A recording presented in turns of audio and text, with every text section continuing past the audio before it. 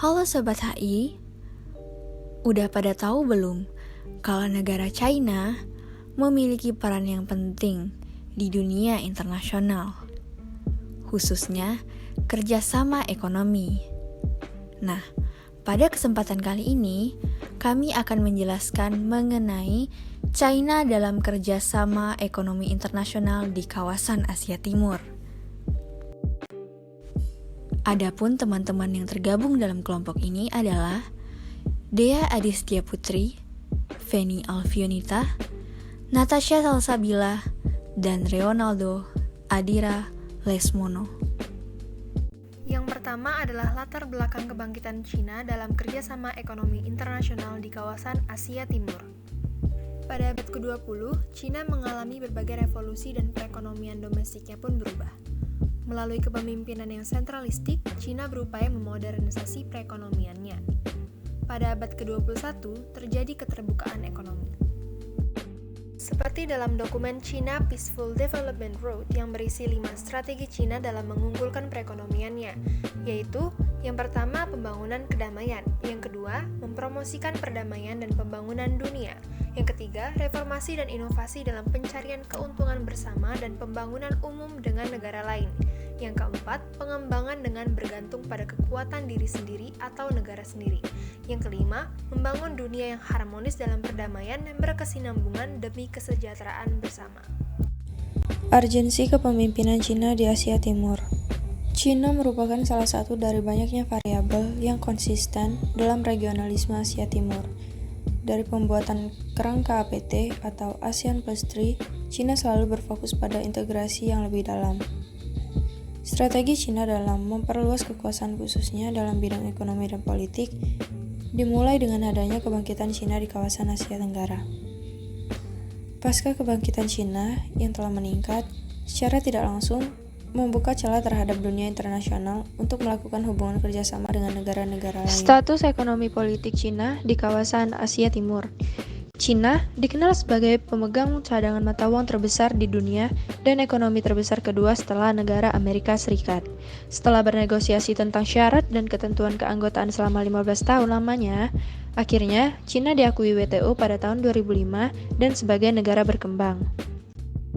Faktor yang membuat Cina sangat kuat di Asia Timur adalah adanya perluasan pengaruh politik yang disebut dapat menarik investasi. Masuknya Cina ke WTO menjadi sejarah dalam perilaku global, menimbulkan pergeseran kekuatan politik dan ekonomi global. Peristiwa masuknya Cina ke WTO, selain menarik perhatian para pembisnis, hal tersebut juga akan mempengaruhi hubungan internasional dan ekonomi politik global yang pastinya akan ikut berubah.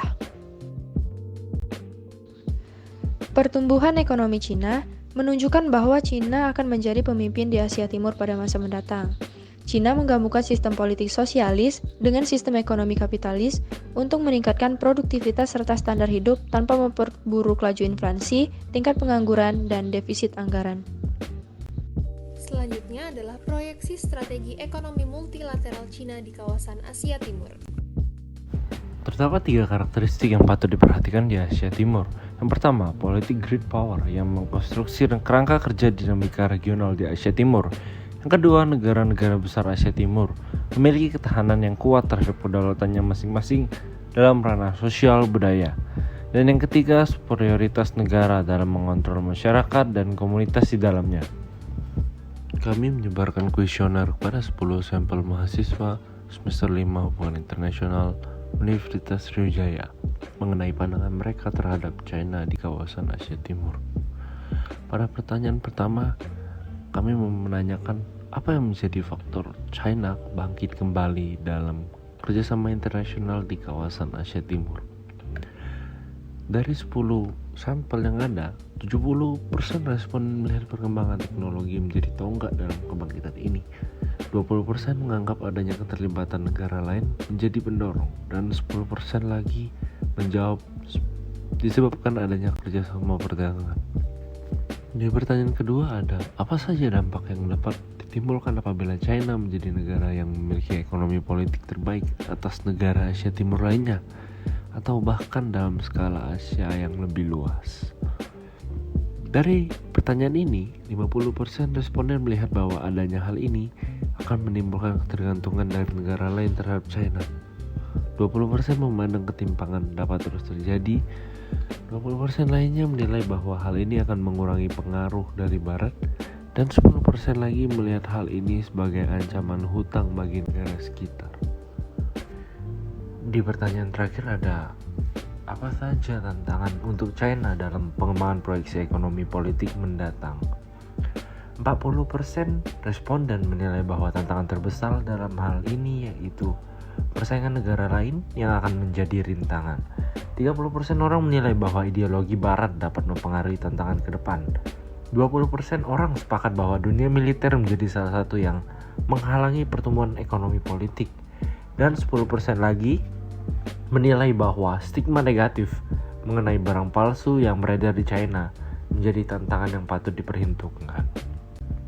Seperti yang sudah dijelaskan teman-teman saya sebelumnya, jadi kesimpulannya adalah penyatuan regional dalam bidang ekonomi dan politik sepertinya dapat dilakukan di kawasan Asia Timur hanya apabila Cina yang mengarahkan dominasi ekonominya ini ke integritas kawasan. Dan berdasarkan keadaan politik terkini di Asia Timur dan sekitarnya, perkembangan perekonomian Cina menyebabkan adanya dominasi hubungan luar negeri yang asimetrik.